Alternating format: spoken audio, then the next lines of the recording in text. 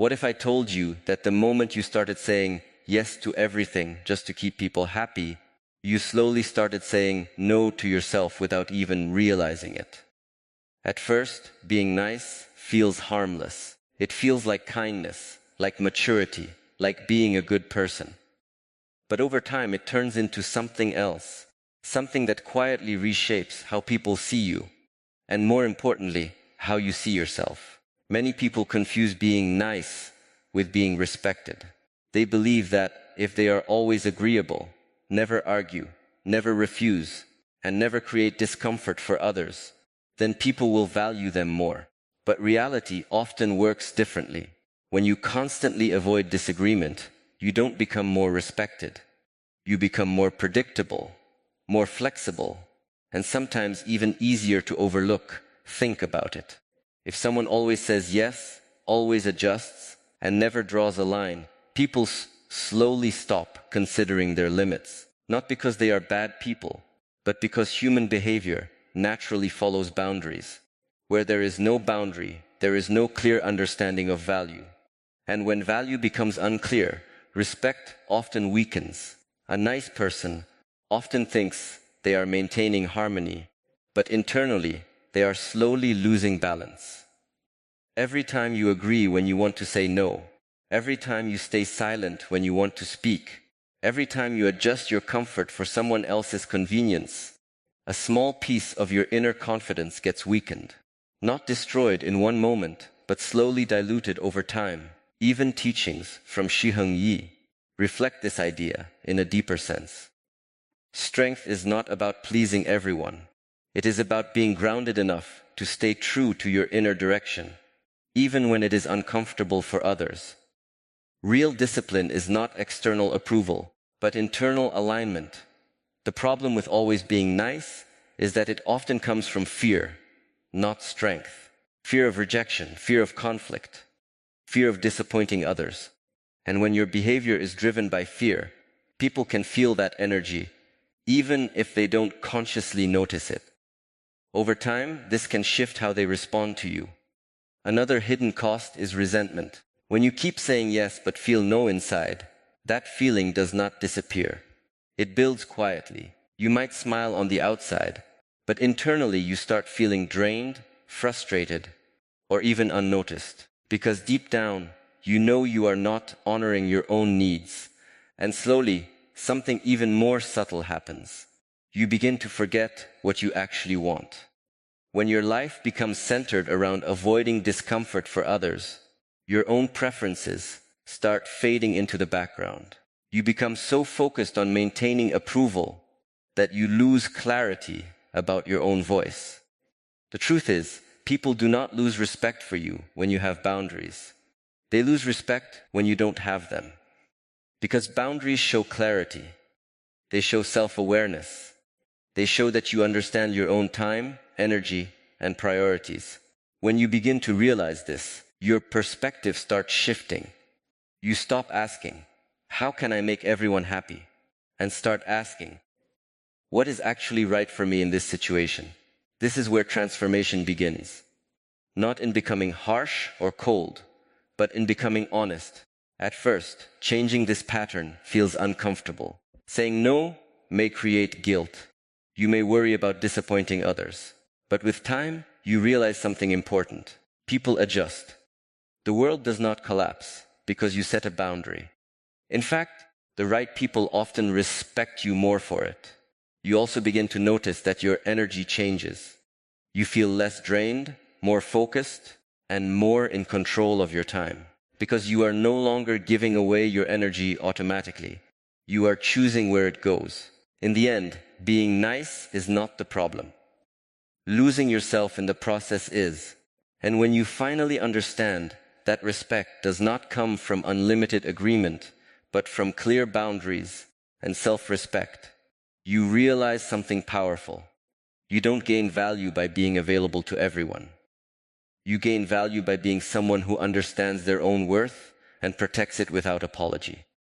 What if I told you that the reason you feel exhausted, confused, or even a little lost in your own life is not because you are doing too much, but because you are constantly putting yourself last without even realizing it. Overpleasing people does not happen in one big decision. It happens in small moments, repeated again and again, until slowly your own voice starts getting quieter than everyone else's. At first, it starts with simple things. You agree to plans you don't want to attend. You say it's okay when it's not okay. You ignore your own comfort just to avoid disappointing someone else. It feels small in the moment, almost harmless. But over time, these small choices start building a pattern where your needs always come second. The most dangerous part of overpleasing is that it looks like kindness from the outside, but internally it slowly disconnects you from yourself. You start becoming someone who reacts to people instead of someone who understands their own feelings first. You begin checking others before checking yourself. And slowly, your decisions stop coming from clarity and start coming from obligation.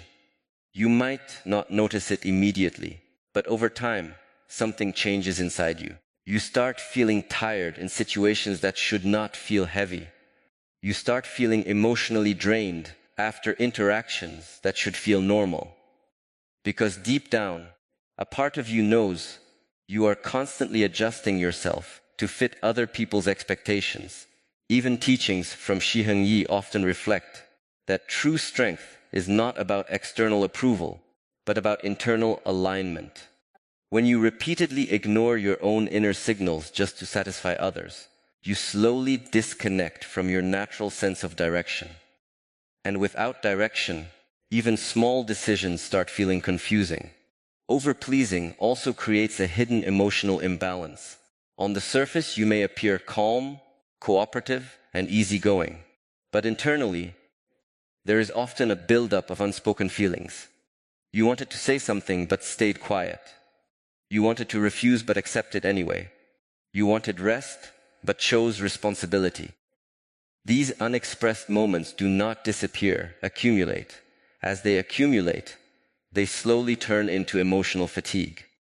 Not the kind of tiredness that comes from physical work, but the kind that comes from constantly ignoring your own internal boundaries. You may still function, still smile, still perform your daily tasks, but inside there is a subtle feeling of depletion. Another important truth is that overpleasing does not actually guarantee stronger relationships. In many cases, it creates imbalance. When one person constantly gives and the other constantly receives, the relationship becomes one-sided. And over time, even respect can quietly weaken because there is no clarity of boundaries or mutual balance. The turning point begins when you start noticing your own patterns. When you catch yourself saying yes automatically. When you feel discomfort but still agree. When you realize you are choosing approval over honesty. This awareness is uncomfortable at first, but it is necessary because you cannot change what you do not see clearly. As you begin to shift, something small but powerful happens. You start pausing before responding. You start checking in with yourself before agreeing. You begin asking, do I actually want this? Instead of, will they be upset if I say no? And slowly, your choices begin to reflect your truth more than your fear. At first, this creates resistance. Some people may be surprised. Some may not understand the change. But over time, something important becomes clear. The people who respect you will adjust, and the people who only valued your overgiving may feel uncomfortable with your new boundaries. And that is exactly where growth happens. In the end, overpleasing people is not a sign of love. It is often a sign of self-disconnection. And when you finally realize that constantly putting yourself last is not kindness, but self-neglect, you begin to rebuild something powerful. A relationship with yourself where your needs, your voice, and your presence matter just as much as anyone else's. And that is where real emotional strength begins. What if I told you that the strongest people you admire are not the ones who say yes to everyone, but the ones who have learned when to say no without feeling guilty? Most people misunderstand strength. They think strength is about always being available, always helping, always adjusting. But real strength is quieter. It is the ability to stay aligned with yourself, even when others expect you to break your boundaries.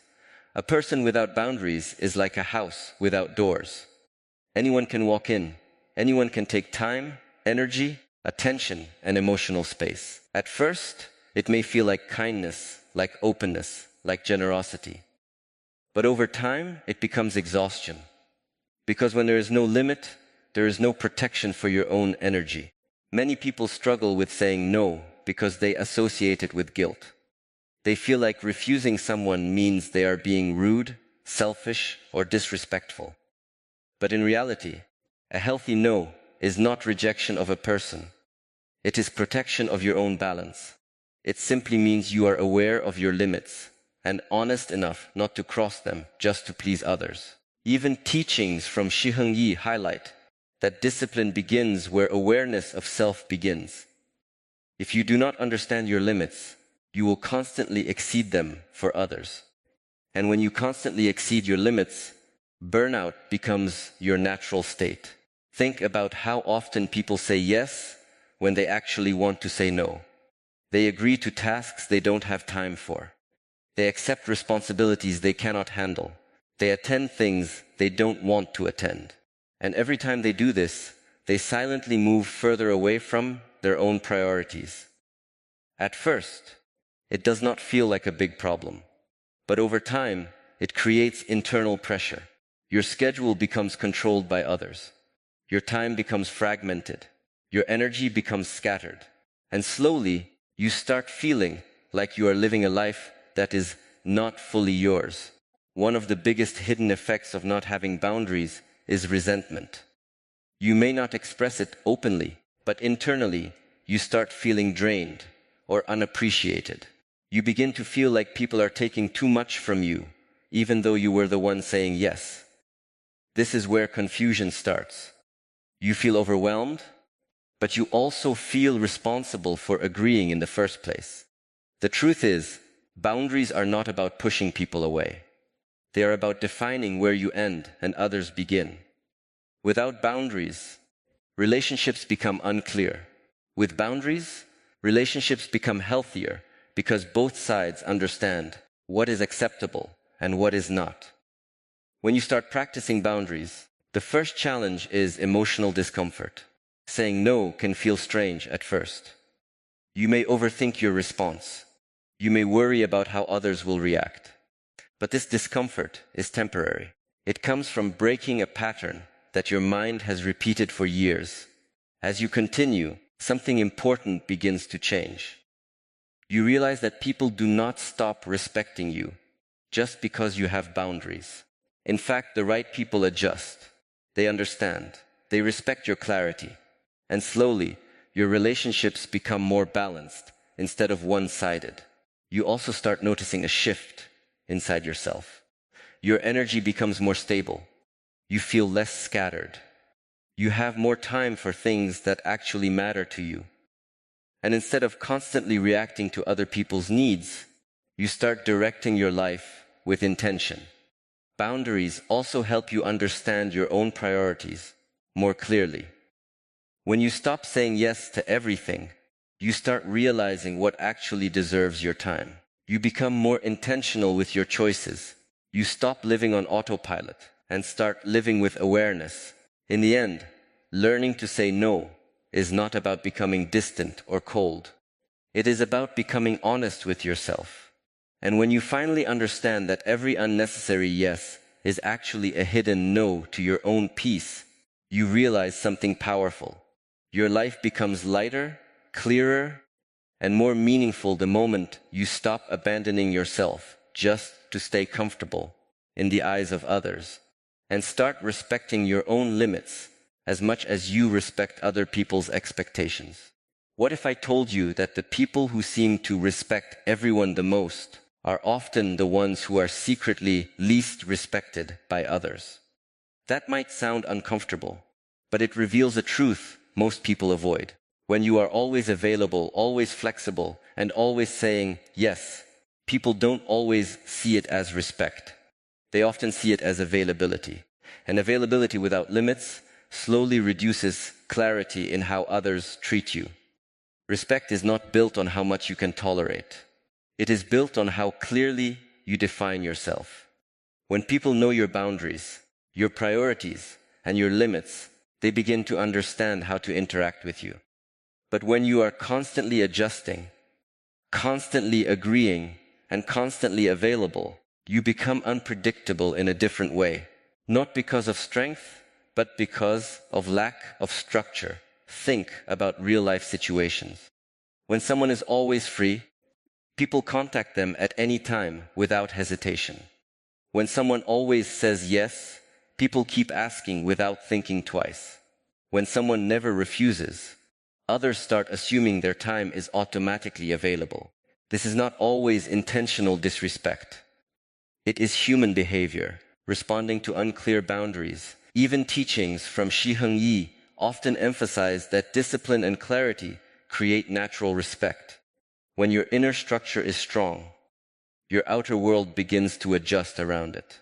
People sense when someone is grounded, and they naturally respond differently to that presence. The deeper issue is that many people believe being nice means removing all resistance. They think saying yes to everything creates harmony. But in reality, harmony without boundaries often leads to imbalance. Because when one person constantly adjusts and the other does not, the dynamic becomes uneven over time. At first, you may not notice this shift. You may feel helpful, needed, even appreciated. But slowly, you might start feeling overlooked or taken for granted. Not because people are bad, but because the structure of interaction has no clear limits. And when there are no limits, behavior naturally expands into the space available. The interesting thing is that respect often increases when you become more selective with your energy. When you don't immediately say yes, when you take time to respond, when you choose your commitments carefully, people start valuing your time differently. Not because you changed who you are, but because you changed how accessible you are. This does not mean becoming cold, distant, or unkind. It means becoming intentional. There is a difference between being kind and being constantly available. Kindness is a choice. Constant availability is a pattern that often leads to imbalance. When you begin to understand this, your behavior starts to shift naturally. You stop responding immediately to every request. You start considering your own priorities before agreeing. You begin to notice how your energy is being used instead of giving it away automatically. And this awareness slowly changes how others interact with you. At first, some people may react to this change. They might be surprised. They might even question it, because they were used to a version of you that never hesitated. But over time, most people adjust, and the ones who respect you begin to respect you even more, because now there is clarity. You also begin to feel a difference inside yourself. You feel less drained. You feel more in control of your time. You stop feeling constantly pulled in different directions. And instead of reacting to everyone else's needs first, you begin to balance your own life more intentionally. This is where true respect starts to grow. Not just from others, but from yourself. Because every time you honor your own limits, you reinforce your self-worth. And that self-respect naturally reflects in how others perceive you. In the end, respect is not something you demand. It is something you naturally build through clarity, boundaries, and consistency. And when you finally understand that being available to everyone does not increase your value, but often reduces it, you realize something powerful. Real respect comes when you stop trying to be everything for everyone and start being someone who understands their own worth well enough to choose where their energy truly belongs. What if I told you that the reason you feel tired, even when you haven't done anything physically hard, is because your energy is not being lost in your body? It is being drained in your mind and emotions every time you ignore yourself for others. Most people think exhaustion comes only from work or physical effort, but emotional exhaustion is often much deeper and much more invisible. When you constantly try to keep everyone happy, your mind never truly rests. You are always adjusting, always monitoring, always thinking about how others feel, what they expect, and how you should respond. On the surface, you may look calm and cooperative, but internally, there is a constant effort happening that never stops. Every time you say yes when you mean no, every time you smile when you feel uncomfortable, every time you stay silent when you want to speak, a small amount of your inner energy is used, not in a dramatic way, but in a quiet, continuous way.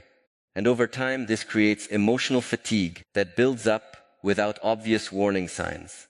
You might notice it in small ways. You feel drained after simple interactions. You feel tired even after resting. You lose motivation for things you normally enjoy.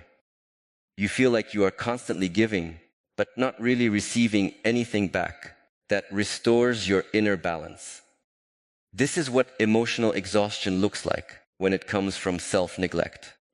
Even teachings from Heng often point toward the importance of internal balance. When your energy is constantly directed outward without awareness, you lose connection with your inner center.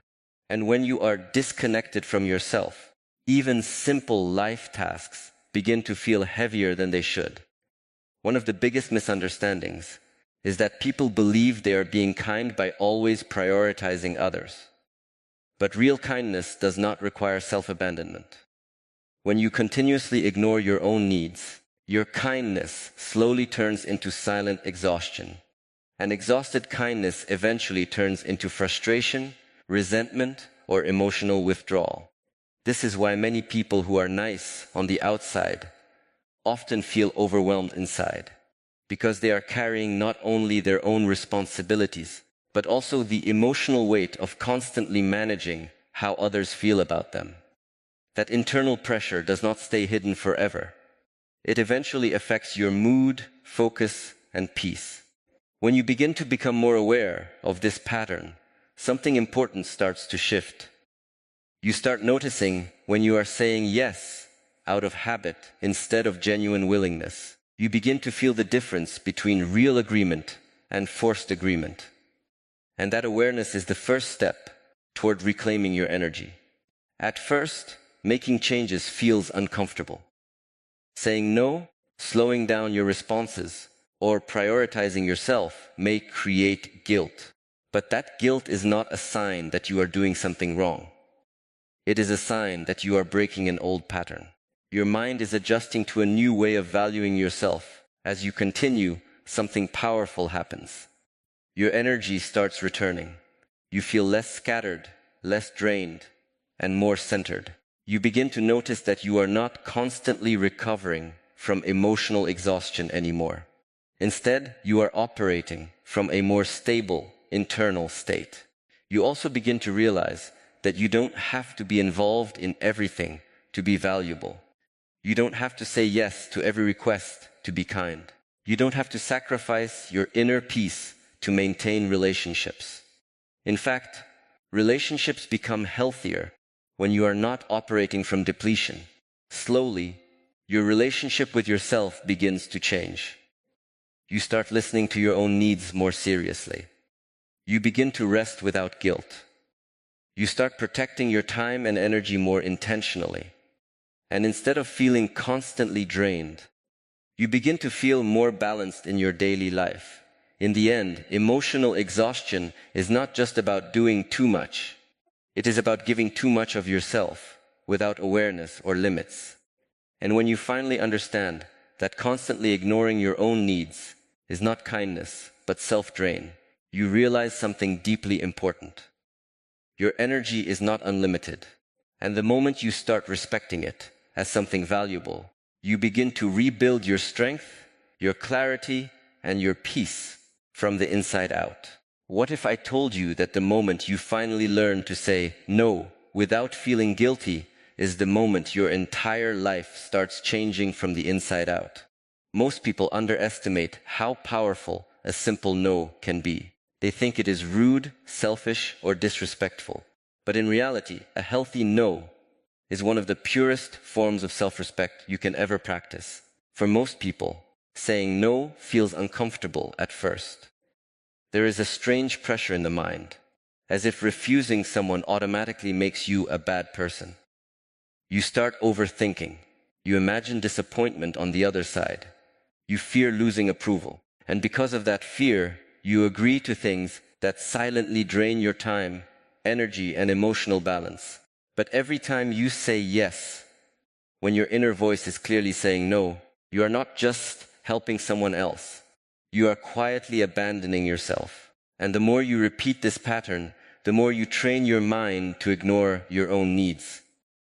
Over time, your inner voice becomes weaker, and external expectations become louder. Even teachings from Heng often emphasize that discipline begins when you take responsibility for your inner state. Protecting your energy is not selfish, it is awareness. Without awareness, you give away your time and attention without realizing the cost. The truth is, every yes has a price. It costs your time, your focus, your emotional energy, and sometimes even your peace of mind. When you say yes too often, you slowly start living a life that is shaped more by others' demands than your own intentions. And that is where exhaustion begins. When you start learning to say no, something interesting happens. At first, there may be discomfort. You might feel guilty or anxious. But if you observe closely, you will realize that most of that guilt is not reality. It is conditioning. It is the habit of pleasing others that is resisting change. As you continue practicing boundaries, your perspective begins to shift. You start realizing that people don't actually fall apart when you say no. Most of the time, they adjust, they move on, they respect your clarity more than your constant availability. And the fear you once had begins to lose its power. You also start noticing something very important about yourself. Your energy feels different. You feel less scattered. You feel more focused on what actually matters to you. Instead of being pulled in every direction, you begin to direct your life intentionally. And that creates a sense of inner control you may not have felt before. Saying no also gives you something very valuable. Space to think clearly, space to rest without guilt, space to focus on your goals, space to reconnect with yourself. And in that space, your real priorities start becoming visible again. Slowly, you stop reacting to every request automatically. You start pausing before agreeing. You begin asking yourself, do I actually want this? And that simple question changes everything. Because now your choices are no longer driven by fear. They are driven by awareness. Over time, something powerful happens in your relationships as well. The people who respect you begin to value your time more. The people who only benefited from your lack of boundaries may resist the change. But that is not a loss. That is clarity. It shows you where real respect exists and where it does not. Most importantly, you begin to rebuild your relationship